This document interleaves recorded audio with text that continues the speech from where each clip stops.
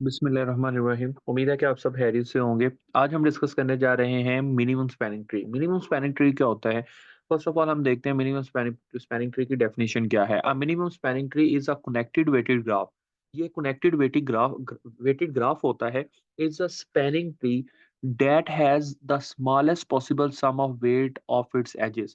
हमने क्या करना होता है कि हमारे पास एक ग्राफ होता है, उसमें उसमें डिफरेंट वेट्स लगे होते हैं। लाइक हम एक एग्जांपल लेते हैं कि यहाँ पे देखें तो ये एक ग्राफ आपके सामने शो हो रहा है। अब ये एक ग्राफ है और इसके डिफरेंट वेट्स हैं, यानी कि ए से बी की तरफ जाते हुए एक वेट है 5, बी से ई की तरफ जाते हुए वेट है 2, ए से सी की तरफ जाते हुए 3 वेट है। इसी तरह डिफरेंट एजेस के डिफरेंट वेट्स हैं।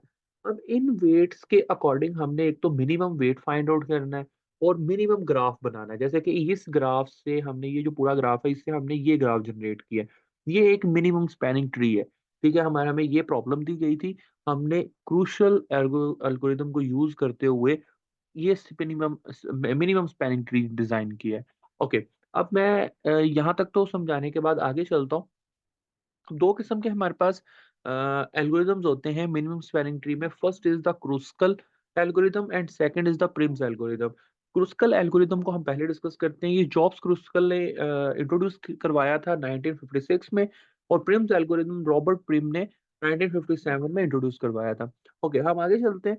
तो ये इसका एल्गोरिदम लिखा है। एल्गोरिदम में सबसे पहले हम क्या करेंगे? Arrange the edges in G in increasing order. Increasing order का मतलब है कि हम जितने भी एलिमेंट्स होंगे, जो भी वेट्स होंगे, उन सारे वेट्स को हम इंक्रीजिंग ऑर्डर में सबसे पहले कम, फिर उससे ज़्यादा, फिर उससे ज़्यादा, फिर उससे ज़्यादा ऑर्डर में अरेंज करेंगे। फिर उसके बाद close and edges with the minimum weight, और फिर हम उन एजेस को क्लोज करेंगे according to the minimum wait.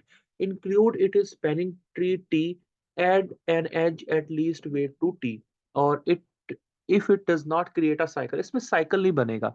Cycle से मुराद के एक लिंक अगर आपका एक नोड मिल रहा है तो वो कहीं और से भी आके उसको मिल रहा है नोड को, तो वो एक दफा ही नोड क्रिएट किया जाएगा, दूसरी दफा नोड नहीं क्रिएट किया जाएगा।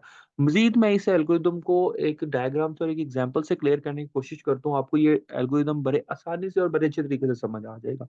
हम चलते हैं एग्जाम्पल की तरफ। ये एग्जाम्पल है, तो ये हमारे पास प्रॉब्लम है। अब यहाँ पे देखिए ए और बी। ए और बी का वेट क्या है? 5। ए नोड है और एक सी नोड है। इन दोनों के दरमियान जो लिंक बन रहा है उसका वेट क्या है? 3। बी और सी के दरमियान जो लिंक बन रहा है उसका वेट क्या है? 4। बी और ई के दरमियान जो वेट बन रहा है उसका वेट क्या है? 2। बी और डी के दरमियान जो वेट है वो 6 है। सी और डी के दरमियान वेट क्या है? 5। एंड सी और एफ के दरमियान वेट क्या है? 6। ई और एफ के एजेस के दरमियान वेट क्या है? 3। ई और डी के एजेस के दरमियान वेट क्या है? 6। तो इस तरह हमारे पास ये मुकम्मल एक ट्री है। इसको हमने मिनिमम स्पैनिंग ट्री में कन्वर्ट करना है यूजिंग द क्रुस्कल एल्गोरिदम। अब फर्स्ट चॉइस हमारी वो होगी जिसका वेट सबसे कम है। सबसे कम वेट किसका है? 2। मेरे ख्याल से अभी तक का 2 सबसे कम है। 2 किसके दरमियान कम है? बी और ई के दरमियान। हमने बी और ई एजेस लिख लिए और उसका वेट क्या लिख लिया? 2। उससे कम किसका? ई 3। 3 जो है कितने टाइम है? 1 2 2 टाइम है। तो पहले हम ए और सी का लिख लेते हैं। ए और सी का एजेस लिख लिए, फिर उसके बाद 3 उसका वेट लिख लिया, फिर उसके बाद 3 एक और था ये वाला ई और एफ के दरमियान। ई और एफ एजेस आ गए और 3 क्या आ गया? उसका वेट आ गया। फिर हम देखते हैं 4। 4 वाला है कोई? जी बिल्कुल है। बी और सी के दरमियान, बी और सी के दरमियान 4 वेट है। 4 आ गया और बी और सी एजेस आ गए। फिर उसके बाद हम देखते हैं और 5 वाला है कोई? जी बिल्कुल है 5 वाला।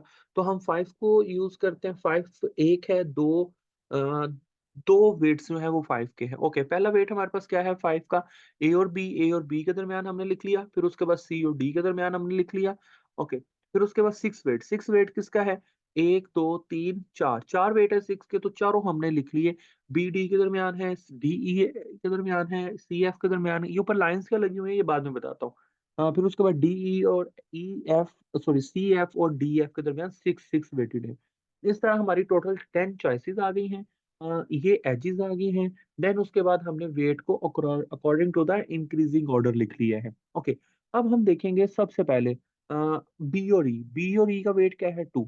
अब बी और ई का वेट है 2, और बी और ई पहले को लिंक बनाया है इन्होंने आपस में, नहीं अभी तो पहला लिंक है, तो हम बी और ई वाली लाइन क्रिएट कर लेंगे, यानी कि ये वाली लाइन क्रिएट हो जाएगी। बी और ई के एजेस के दरमियान 2 वेट आ गया। उसके बाद ए और सी यहाँ पे कौन था? ये ये ऑलरेडी हमारी इस लाइन को मैच नहीं कर रहे ना, मतलब बी को। तो ए और सी वाली लाइन जनरेट हो जाएगी। यानी कि मैं इसको हाइलाइट करता जाता हूँ साथ-साथ। सबसे पहले कौन-सी लाइन बनेगी? ये वाली। फिर उसके बाद कौन-सी लाइन बनेगी? ये वाली। क्योंकि ये ऑलरेडी इसके साथ लिंक नहीं कर रही किसी भी हवाले से, इसलिए ए-सी जो है वो कट नहीं होगा। अब ई-एफ, ई-एफ कहाँ पे है? ई-एफ ये वाला। ये पहले लिंक हुआ हुआ था? नहीं, सिर्फ़ 2 लाइनें थी अलग-अलग। तो ई-एफ वाली भी हमें बनानी पड़ेगी। तो ई-एफ वाली भी हमने बना ली, तो ये तीसरी लाइन भी हमारी बन गई। उसके बाद आगे आएँ तो बी-सी। बी-सी कहाँ पे है? ये बी है और ये सी, ये वाली लाइन। तो ये वाली लाइन पहले बनी हुई है? नहीं बनी हुई और इसका कोई लिंक भी नहीं है किसी के साथ। तो बी और सी जैसे ही बना तो ये तीसरी लाइन बन गई, चौथी लाइन बन गई। तो यानी कि ये पाथ अब बन चुका है अभी तक, ये वाला, ये जो 4 लाइनें 1, 2, 3 और ये 4 ठीक है? ओके, देखिए ए और बी। अब ए बी किधर है? ये वाला। अब ए का लिंक बी के साथ, तो वो इसके थ्रू बन रहा है यहाँ से। यहाँ से इसके थ्रू बी के साथ लिंक बन रहा है, तो हमें ये वाली लाइन लगाने की ज़रूरत नहीं है। ओके, फिर ये हमने कट कर दी। फिर उसके बाद सी डी। सी डी किधर है जी? ये वाला डी। तो डी के साथ तो किसी का नहीं बन रहा था। अभी ये तो लगा लेकिन मैंने लाइन नहीं लगाई अभी। तो सी डी अब ये बन गया सी और डी के साथ। ये हम यूज़ करेंगे। फिर उसके बाद बी डी। तो बी और डी, बी यानी कि ये इनके दरमियान। तो इनके दरमियान तो ऑलरेडी इधर से लिंक बन रहा है तो हमें ये लाइन लगाने की ज़रूरत नहीं है। फिर उसके बाद डीई, तो डीई के दरमियान भी लाइन लगाने की ज़रूरत नहीं है। इसका डी के साथ यहाँ से होते हुए लिंक बन रहा है ई के साथ। फिर उसके बाद एफ के साथ भी हमें लगाने की ज़रूरत नहीं है। सी और एफ की लगाने की ज़रूरत नहीं है। इधर से लिंक बन रहा है। फिर उसके बाद डी, एफ की भी लगाने की ज़रूरत नहीं है। तो इस तरह सिंपल चॉइसेस को यूज़ करते हुए जो कट करनी थी हमने कट कर दी। जो हमें हमने यूज़ की उनको हमने यूज़ कर लिया।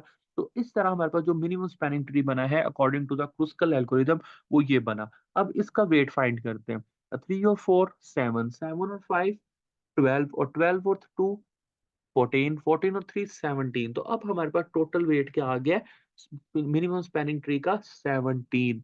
पहले क्या था? इससे बहुत ज़्यादा था, लेकिन अब क्या है? 17। तो इस तरह हम क्रुस्कल एल्गोरिथम को यूज़ करते हुए minimum spanning tree find out करते हैं। इसी तरह गाइस हमारे पास प्रिम्स एल्गोरिदम आता है। प्रिम्स एल्गोरिदम कैसे काम करता है? हम प्रिम्स एल्गोरिदम की तरफ मूव करते हैं, वो भी सेम लाइक इसी मेथड के ऊपर काम करता है। जैसे क्रुस्कल एल्गोरिदम काम करता है वैसे ही प्रिम्स एल्गोरिदम काम करता है, लेकिन वहाँ पे सिर्फ एक डिफरेंस है, उसका एल्गोरिदम भी सेम है। सिर्फ एक डिफरेंस है, लेकिन सेम प्रॉब्लम है, ठीक है? सेम ही रिजल्ट है, लेकिन यहाँ पे हम सिर्फ उन एजेस को लिखते हैं या उन वेटेड को लिखते हैं जिनको हमें यूज़ करना होता है। जो कट होते हैं वो हम पहले पीछे ही कट कर देते हैं, ठीक है? और यहाँ पे आगे लिखते ही नहीं हैं। बस, बाकी सेम वही प्रोसीजर है, वही सारा कुछ है। ये थोड़ा एफिशिएंट है देन द क्रुस्कल एल्गोरिथम। तो इसलिए हम कहते हैं कि Prim's is better than the Kruskal algorithm. वो पहले ही प्रिम्स जो है वो आगे लेके ही नहीं आता। तो इसलिए प्रिम्स जो है वो इससे बेटर है और ये दोनों सेम मेथड के ऊपर काम करते हैं। Just like a minor difference. Hope so guys आपने बहुत कुछ सीखा होगा। मज़ीद आपको कोई प्रॉब्लम या कोई क्वेश्चन है तो आप हम कमेंट सेक्शन में हमसे पूछ सकते हैं और हमारे चैनल को ज़रूर सब्सक्राइब कर लें, हमारी वीडियोज़ को ज़रूर लाइक कीजिएगा ताकि आने वाली ट्यूटोरियल आपको आसानी से मिल सके। अपना ख़्याल रखिएगा, मिलते हैं नेक्स्ट ट्यूटोरियल में। Thank you so much.